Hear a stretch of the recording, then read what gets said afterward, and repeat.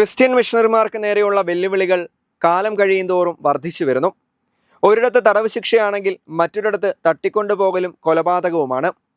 രാജ്യം മുഴുവൻ ചർച്ച ചെയ്ത ഛത്തീസ്ഗഡിലെ സന്യാസിനികളുടെ അറസ്റ്റുമായി ബന്ധപ്പെട്ട വാർത്തകൾക്കൊടുവിൽ ഇപ്പോൾ വരുന്ന വാർത്ത ഹെയ്തിയിലെ അനാഥാലയത്തിൽ നിന്ന് ഐറിഷ് മിഷണറിയെയും അന്തേവാസികളെയും തട്ടിക്കൊണ്ടുപോയി എന്നുള്ളതാണ്. കരീബിയൻ രാജ്യമായ ഹെയ്തിയുടെ തലസ്ഥാനമായ പോർട്ടോ പ്രിൻസിനടുത്ത് സ്ഥിതി ചെയ്യുന്ന അനാഥാലയത്തിൽ നിന്ന് ഐറിഷ് മിഷണറി ഉൾപ്പെടെ 9 പേരെ ആയുധധാരികളായ സംഘം തട്ടിക്കൊണ്ടുപോയി. തിങ്കളാഴ്ച പുലർച്ചെയാണ് സായുധ സംഘം തട്ടിക്കൊണ്ടുപോയതെന്ന് മേയർ മാസിലോൺ ജീൻ വെളിപ്പെടുത്തി. കെൻസ്കോഫിലെ സെയിന്റ് ഹെലന അനാഥാലയത്തിന്റെ ഡയറക്ടറും മിഷണറി ജീൻ ഹെറാട്ടി ഉൾപ്പെടെയുള്ളവരെയാണ് തട്ടിക്കൊണ്ടുപോയത്. തട്ടിക്കൊണ്ടുപോയവരിൽ 3 കുട്ടികളും ഉൾപ്പെടുന്നു. സായുധ സംഘം തുടരുന്ന വിവിധ ആക്രമണങ്ങൾക്കിടയിലും സ്വന്തം സുരക്ഷയ്ക്ക് ഭീഷണികൾ ഉണ്ടാകുകയും ചെയ്തിട്ടും ജീവിതാവസാനം വരെ താൻ ഹെയ്തിയിലെ പാവപ്പെട്ട സമൂഹത്തിനൊപ്പം നിലകൊള്ളുമെന്ന് പ്രഖ്യാപിച്ച മിഷണറിയായിരുന്നു ജീൻ ഹെറാട്ടി. മോചനത്തിന് വേണ്ടി തുടർച്ചയായ ശ്രമങ്ങൾ തുടരുകയാണെന്ന് ഐറിഷ് വിദേശകാര്യമന്ത്രി സൈമൺ ഹാരിസ് പറഞ്ഞു.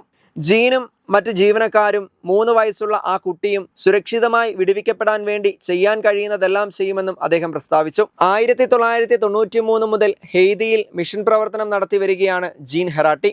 അയർലൻഡിലെ ലിസ്കാർണയിൽ ജനിച്ച അവർ നടത്തിയ സുത്യർഹമായ ജീവകാരുണ്യ പ്രവർത്തനം പരിഗണിച്ച് നിരവധി പുരസ്കാരങ്ങൾ ലഭിച്ചിട്ടുണ്ട്.